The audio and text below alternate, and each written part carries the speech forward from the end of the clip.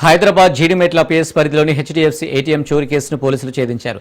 దుండగులు గ్యాస్ కట్టర్లతో ఏటీఎంను తెరిచి నగదు ఎత్తుకెళ్లినట్లు డీసీపీ సురేష్ కుమార్ తెలిపారు. దోపిడీదారులు ప్రత్యేకంగా అలారం సెన్సార్లను పనిచేయకుండా చేసి అత్యాధునిక పద్ధతిలో దొంగతనానికి పాల్పడ్డారని తెలిపారు.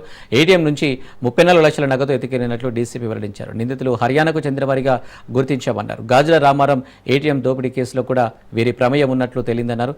నిందితులపై గతంలో 30కి పైగా కేసులు నమోదైనట్లు డీసీపీ తెలిపారు. నిందితుల నుంచి 4 బైకులు 17 లక్షల నగదు స్వాధీనం చేసుకున్నట్లు డీసీపీ తెలిపారు.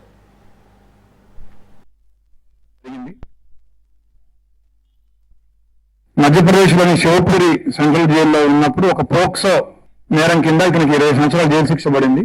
జైల్లో ఉన్నప్పుడు ఇతనికి ఈ అఫెండర్స్ ఎవరైతే ఉన్నారో వాళ్ళు పరిచయం అయ్యారు. తర్వాత ఇతను జైల్లోంచి బయటకు వచ్చాక వాళ్ళు కూడా ఇదే ఏటీఎం థెఫ్ట్ కేసులో, ఇట్లాంటి ఏటీఎం థెఫ్ట్ కేసులోనే జైల్లో ఉండి 7 సంవత్సరాల జైలు శిక్ష అనుభవిస్తూ తర్వాత వీళ్ళు కూడా ఇతని తర్వాత బయటకు వచ్చినారు. తర్వాత వాళ్ళు మళ్ళీ హైదరాబాద్ వచ్చి హైదరాబాద్ లో అఫెన్స్ చేయాలని వీళ్ళందరూ కూడా కలిపి ప్లాన్ చేసుకొని ఇక్కడ గాజుల రామారావులో ఉన్న ఈ హెచ్డిఎఫ్సి ఏటీఎం ఎంచుకొని వీళ్ళు ఈ అఫెన్స్ చేయడం జరిగింది.